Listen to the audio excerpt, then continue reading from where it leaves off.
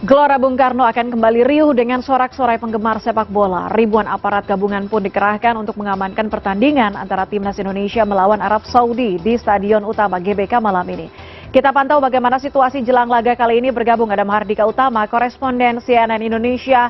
Halo Dika, pengamanan dan juga pengaturan saat ini yang Anda lihat untuk kualifikasi Piala Dunia 2026 Indonesia melawan Arab Saudi seperti apa? Ya, selamat siang Puspa. Kalau kita bicara soal pengaturan arus lalu lintas, sampai saat ini memang belum tampak terjadi di sejumlah ruas jalan di sekitar kawasan Senayan atau di sekitar Gelora Utama Bung Karno. Tetapi memang menurut pihak kepolisian dari Polda Metro Jaya, rekayasa arus lalu lintas ini akan dilakukan secara situasional bila terjadi kepadatan. Dan pihak dari kepolisian juga menyiagakan sebanyak 2.880 personil anggotanya untuk ditempatkan di sejumlah titik mulai dari kawasan luar, di kawasan Ring Road, hingga tentu di titik-titik krusial lainnya di sekitar Stadion Utama Gelora Bung Karno. Dan kalau kita melihat bagaimana antusiasme masyarakat atau antusiasme supporter timnas sepak bola Indonesia, tentunya ini tidak perlu diragukan lagi karena mereka sudah berdatangan sejak pagi hari tadi ke GBK, meskipun kick off baru akan dimulai pada pukul 7 malam nanti. Dan tentunya ini juga terlihat dari sudah ludesnya terjual habis seluruh tiket pertandingan antara Indonesia melawan Arab sejak beberapa hari lalu. Dan kalau kita bicara soal bagaimana komposisi pemain yang akan diturunkan oleh Shin Tae-yong pada malam hari nanti, tampaknya akan ada sejumlah perubahan karena ada beberapa pemain yang cedera seperti Kevin Dix di fullback kanan kemarin tampak cedera setelah pertandingan melawan Jepang, dan tampaknya kalau melihat dari sesi latihan hari Minggu dan juga Senin lalu akan digantikan oleh Sandy Walsh. Kemudian untuk di lini belakang tampaknya komposisi belum tampak berubah. Trio dari Jay Itzes, kemudian juga Rizky Ridho dan juga Habner ini masih akan diturunkan. Begitu pula dengan lini depan Ragnar Oratmangun, lalu juga Yakob Sayuri dan juga Rafael Strijk tampaknya masih akan menjadi andalan Shin Tae-yong untuk mencoba memetik kemenangan perdana di ajang ronde ketiga kualifikasi Piala Dunia zona Asia. Bukan tanpa peluang Indonesia untuk memenangkan pertandingan malam hari nanti, karena pada leg pertama kita tahu di Jeddah kita berhasil menahan imbang Arab Saudi dengan skor 1-1. Saat itu gol dicetak oleh Sandy Walsh lewat tendangan yang terdefleksi dari hasil tendangan dari Ragnar Oratmangun.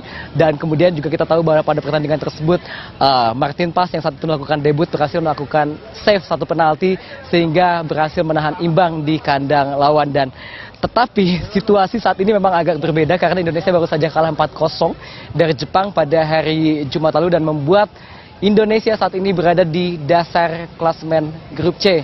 Dan tentunya ini sedikit berpengaruh pada mental para pemain. Tetapi kalau boleh saya kutip keterangan dari Tom Haye di press konferensi kemarin, menyebutkan bahwa pemain saat ini dalam kondisi yang prima dan sangat percaya diri untuk menghadapi laga malam hari nanti. Dan selain itu juga pelatih Shin Tae-yong menyebut bahwa sudah melakukan evaluasi baik dari sisi pertahanan, baik dari sisi bagaimana distribusi bola, dan juga tentunya dari finishing touch yang banyak sekali menjadi kritikan dari netizen pada hari Jumat lalu. Tetapi Shin Tae-yong meminta untuk masyarakat Indonesia tidak terlalu berekspektasi tinggi pada pertandingan malam hari nanti karena tidak semuanya bisa dilakukan dengan instan. Dan kita melihat bagaimana kekuatan lawan dari Arab Saudi ini juga tampaknya saat ini juga tidak dalam kondisi yang cukup baik karena 3 pertandingan terakhir juga tidak memetik kemenangan. Pertandingan sebelumnya pada hari Kamis lalu melawan Australia, mereka juga memetik hasil imbang 0-0.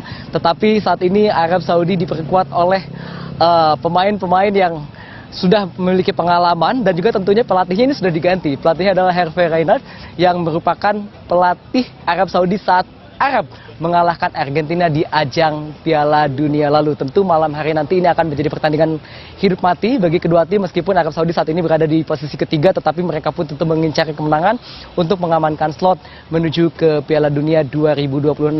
Dan tentunya Indonesia juga saat ini menjadi pertandingan yang sangat krusial karena hanya kemenanganlah Puspa yang bisa menjaga asa atau menjaga peluang Indonesia untuk berhasil maju ke ronde keempat kualifikasi Piala Dunia 2026.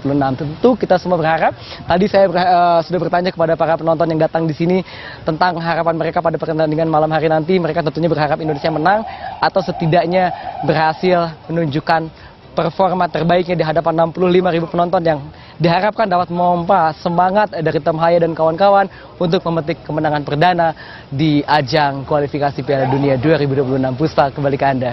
Kita harapkan ada keajaiban yang terjadi ya, apapun bisa terjadi di lapangan hijau kali ini. Kita harapkan ada kemenangan untuk timnas Indonesia. Mahardika Utama, koresponden CNN melaporkan dari Senayan, Jakarta.